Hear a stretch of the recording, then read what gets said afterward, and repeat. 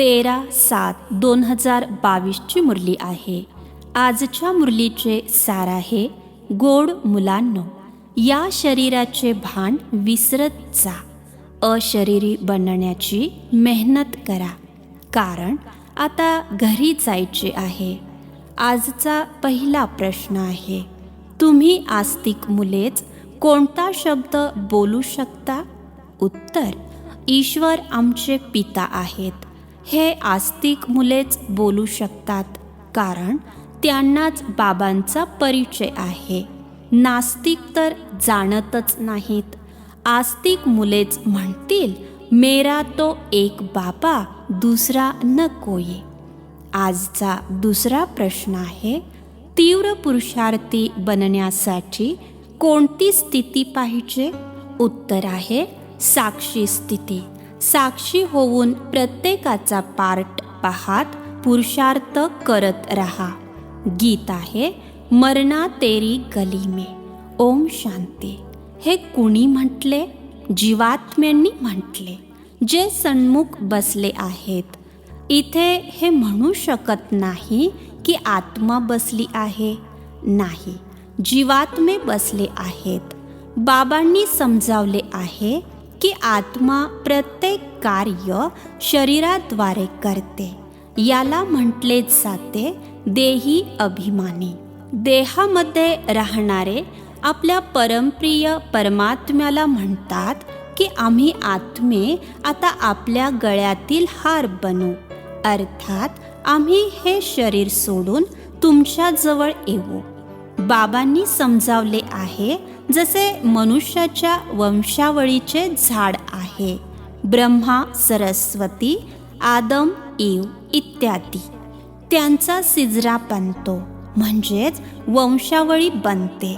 तसेही तुम्ही पाहिले आहे की मूलवतनमध्ये सुद्धा सिजरा आहे. पहिले पहिले आहेत शिव. तुम्ही आत्मे माझ्या गळ्यातील हार कसे बनाल? माझी आठवण केल्याने. जे जितके माझी आठवण करतात, तितके ते तीव्र वेगाने पुढे जातात. माझ्यावर खूप प्रेम आहे. माझ्याजवळ आल्याशिवाय राहू शकत नाही, कारण आत्मा या शरीरासोबत सुखाचा नाही, दुःखाचा अनुभव करत आहे.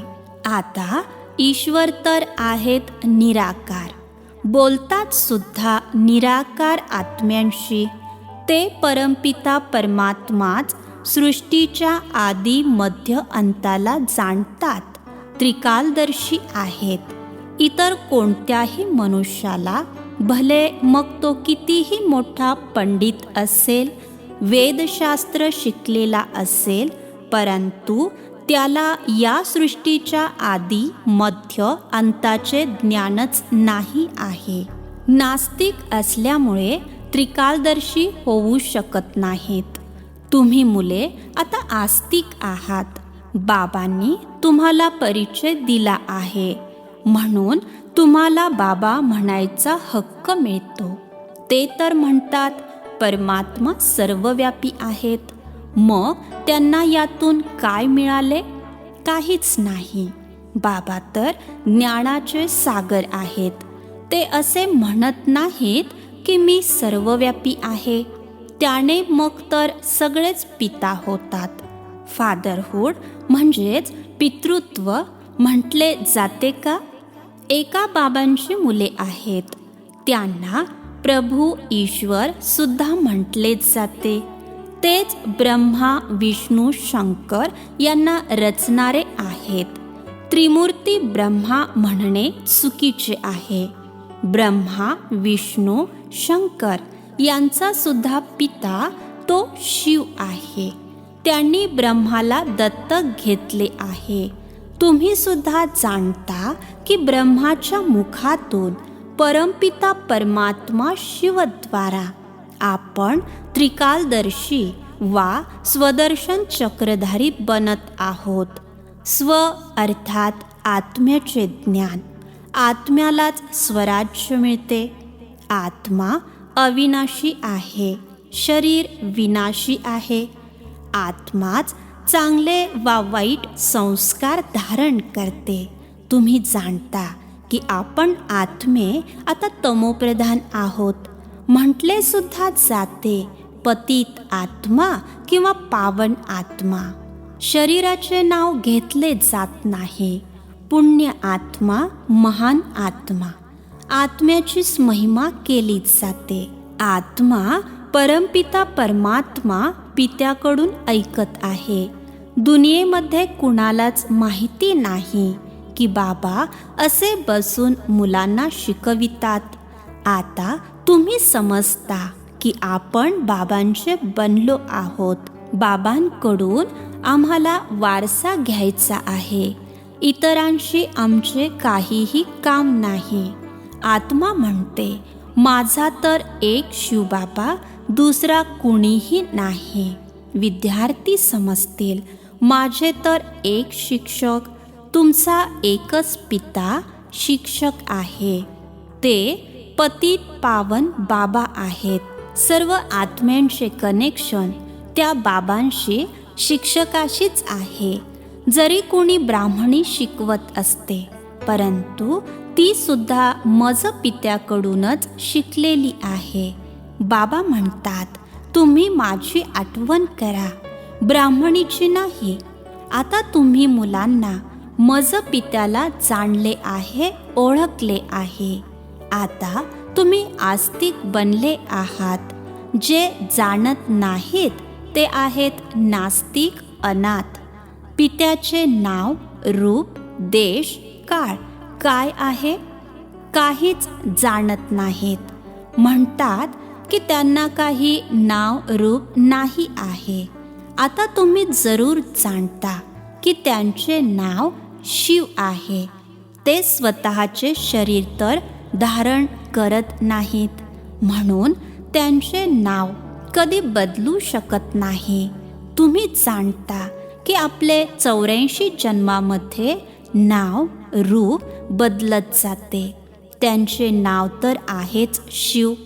जसे आत्म्याचे रूप आहे तसे परमात्म्याचे सुद्धा रूप आहे.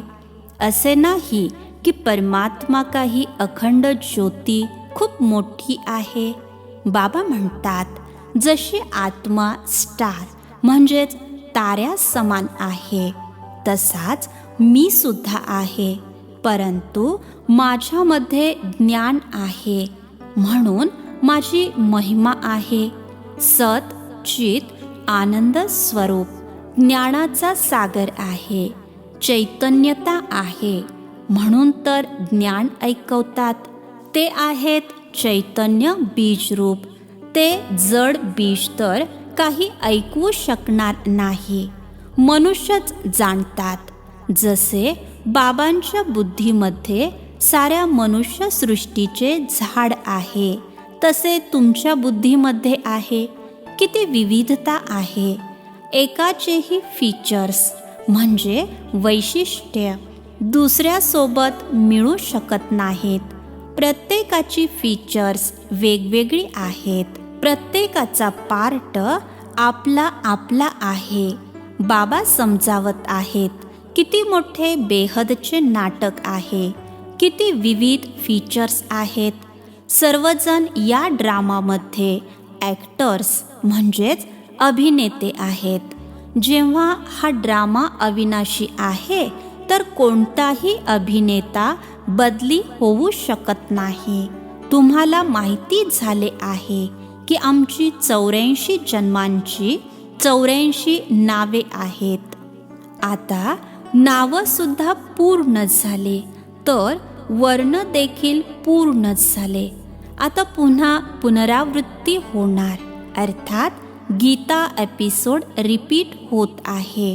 पहिले श्रीमद भगवानाचे गायले गेले आहे, परंतु ईश्वराला विसरून गेले आहेत. शिवबाबांची जयंती होईल तेव्हा कृष्णाची होईल. असे थोडेच होणार की पित्याची जयंतीच विसरून मुलांची जयंती साजरी होणार.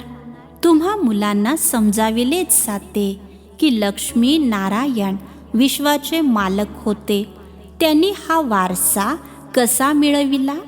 परमपिता परमात्म्याकडून. परमपिता परमात्माच राजयोग शिकवतात. केव्हा? बाबा म्हणतात, मी कल्पाच्या संगम युगावर येतो.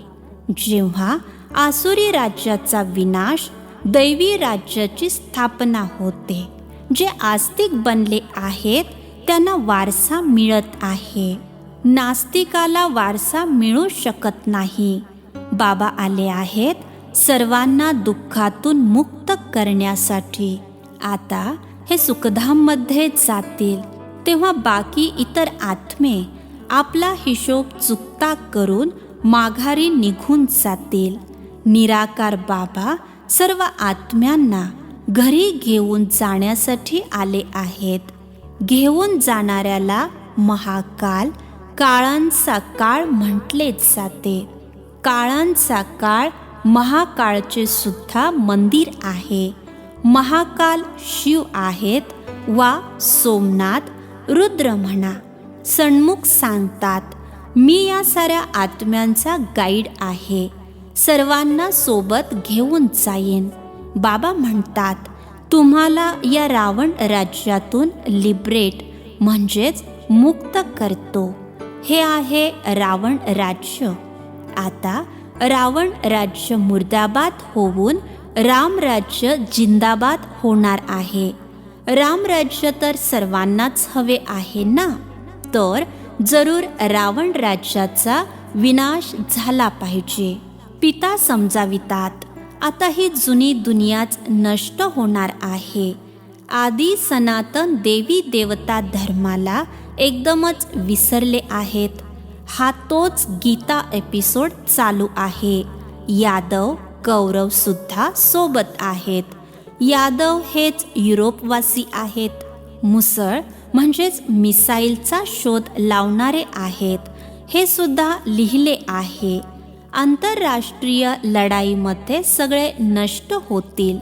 कोणालाही आपल्या आदी सनातन देवी देवता धर्माची माहिती नाही. गायले सुद्धा जाते की रिलिजन इज माईट, म्हणजेच धर्मामध्ये शक्ती आहे. धार्मिक व्यक्तीला चांगले मानतात, अधार्मिक व्यक्तीला वाईट समजले जाते. तुम्ही जाणता की भारत धार्मिक होता. आदी सनातन देवी देवता धर्म होता. आता भारत इररिलिजियस म्हणजेच अधार्मिक बनला आहे. आपल्या धर्माला सोडले आहे. हे ड्रामा अनुसार असे सोडणारच आहे.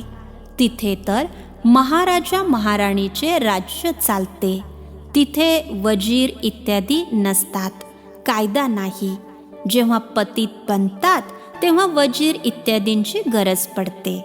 आता तर एका राजधानीला किती वजीर म्हणजेच मंत्री आहेत.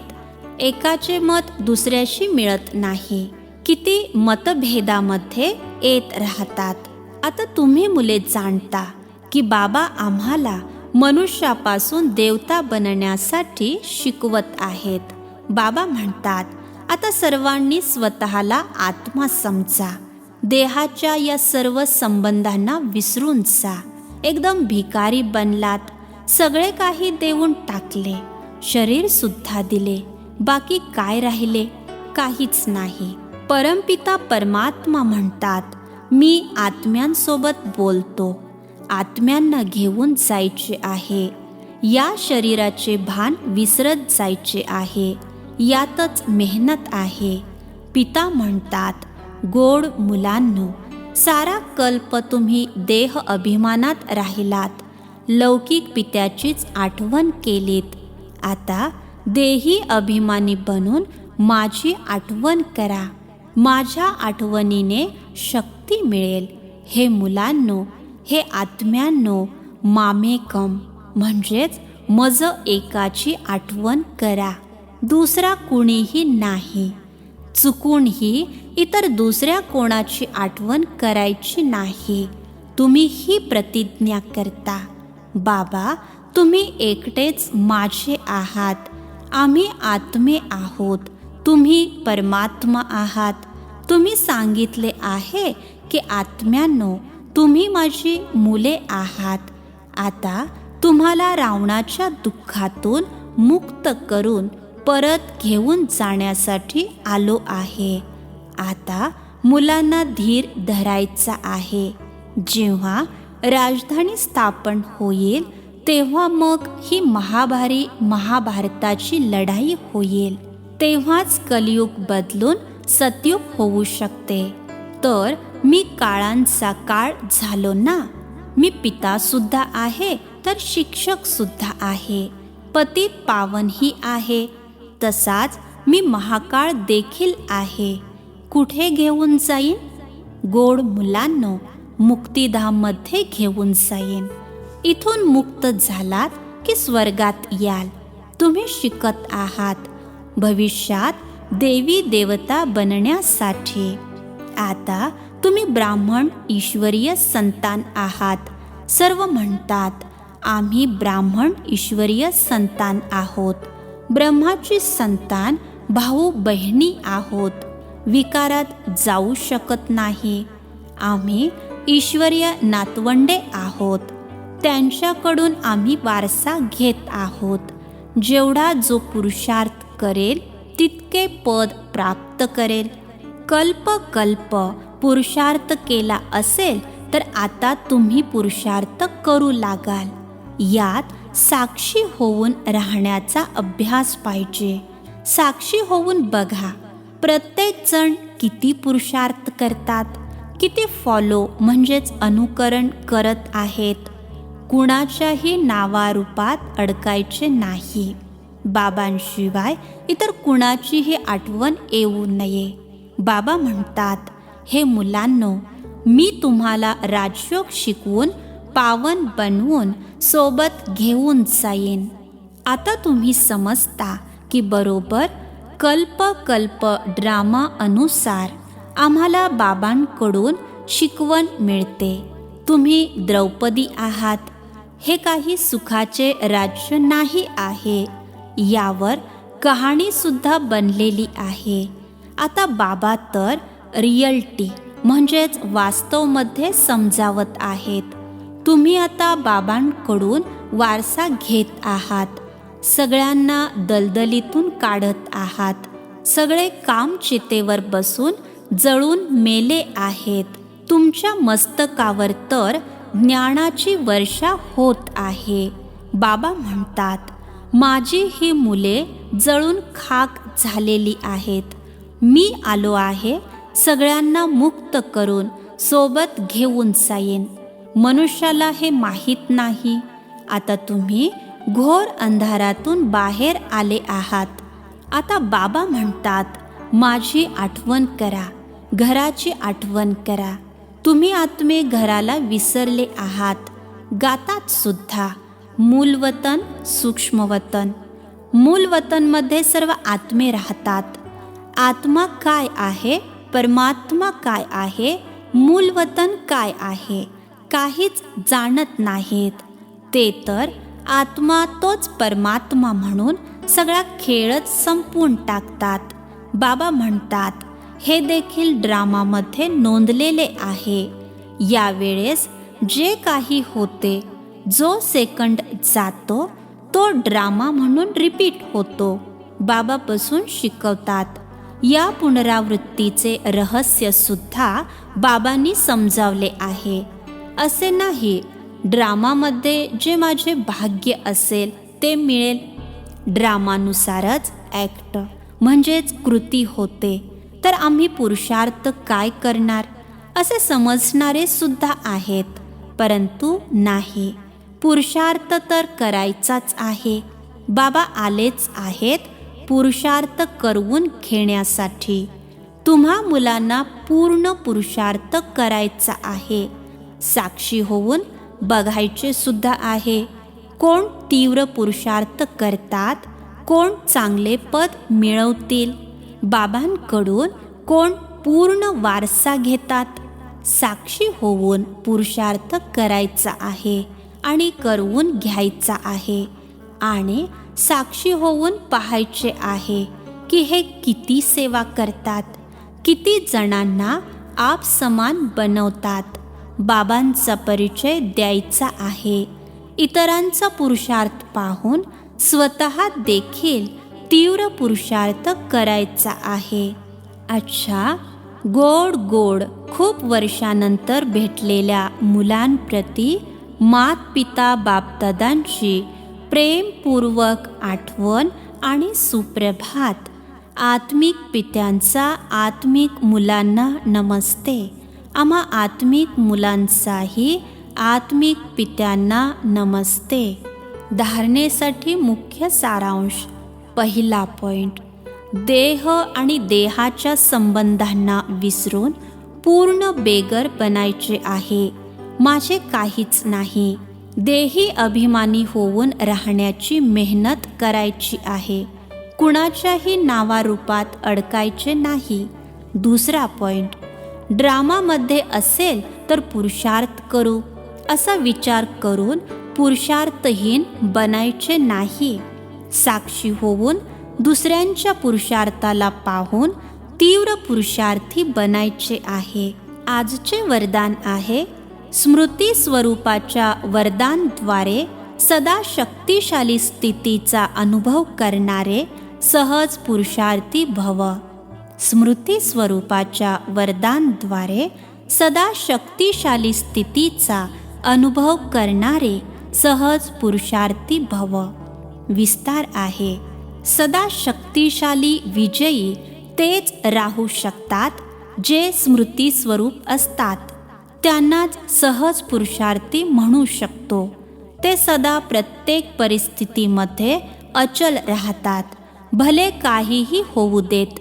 परिस्थितीरूपी मोठ्यात मोठा पहाड जरी आला, संस्कारांची टक्कर खाणारे ढग जरी आले, प्रकृतीसुद्धा पेपर घेवो, परंतु अंगद समान मन बुद्धिरूपी पायाला हलू देत नाहीत.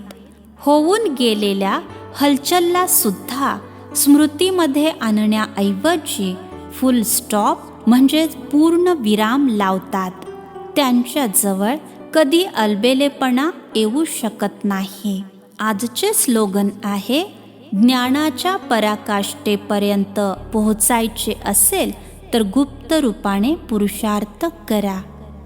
अच्छा, ओम शांती.